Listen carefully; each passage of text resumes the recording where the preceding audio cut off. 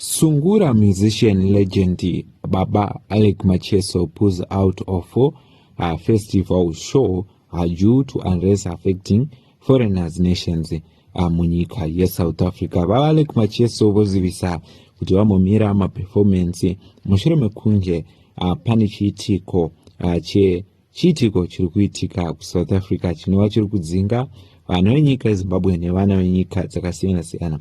Kusangana kwataita pano paYouTube channel yenyu yeHarare Networks inobata nhau dzakasiyana-siyana dzinoitika munharaunda makatikomberedza nemunyika yedu yeZimbabwe. Tichiti kana pane vachangosvika ndiwo mukana wekubaya button rakandisubscribe nekutena notification bell. Zuva ranhasi tava tichizivisa nhau yaBaba Alick Macheso. Vanova vazivisa urongwa vachiti ivo vamira kuenda kunoperforma pashow yanga iri kuSouth Africa yavanga vachifanira kuenda kunoperforma kuSouth Africa yainzi Silala Festival. Inova iri show yavanga vakatarisirwa nevanhu vari kuSouth Africa kuti vaende, asi ivo vati havachakwanise vamomira kuenda ikoko nekuda kwezviitiko zviri kusanganisira kudzingwa kwevana venyika yeZimbabwe, kudzingwa kwevana venyika dzakasiyana-siyana muAfrica vachinzi ngavadzokere kunyika dzavo. Ndozvaita kuti vaAlick Macheso vati show iyi muimira pavanyora press statement kuruzhinji rwenyika yeZimbabwe vachivazivisa. So vanhu vakomendo vachiti vanenge vachida kutanga vatukwa, ndo vanhuwo vari kutaurawo zvizhinji pakasiyana-siyana.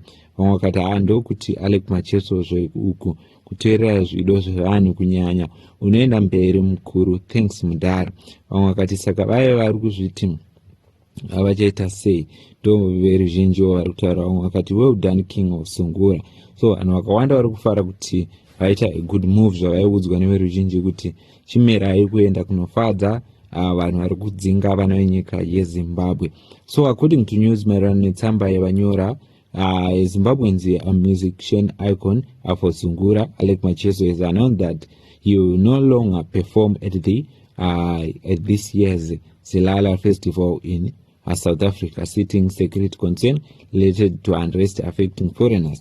In an official statement, Macheso expressed regret over the decision, saying, "We regret to inform you, Mafunzi, Wamishumo, Varungu, Vedu, Amakiwa, our fans, supporters, and festival attendants, that we are unable to participate in this year's Silala Festival. This decision has been necessitated by the current security situation, protest, and unrest affecting foreigners nations in South Africa, circumstances which are entirely beyond our control." The musician expressed that his team has already completed all the necessary preparation for the event, but safely remained the top priority. Macheso said, just for the records, all contractual and logistical arrangements had been completed and we were fully prepared to attend the event. However, the safety and well-being of people involved remain our highest priority. He also thanked the festival organizers and supporters for their understanding and expressed hope of returning to perform once conditions improve. In his statement, Macheso added, we extend our sincere gratitude to the organizer and to those who were looking forward to seeing us performing. We remain committed to join you in the future once conditions improve and normality return.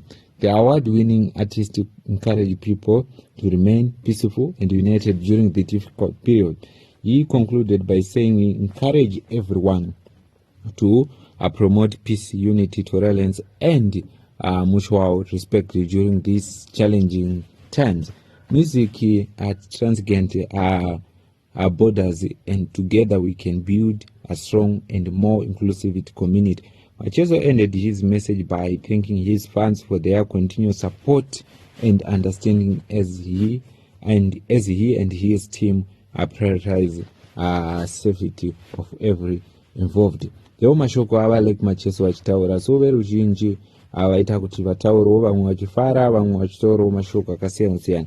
Vamwe vakati marakidza kukura Elder Ameno kakakupai advice as good move. Vamwe vakati depend on the state or quality of a band.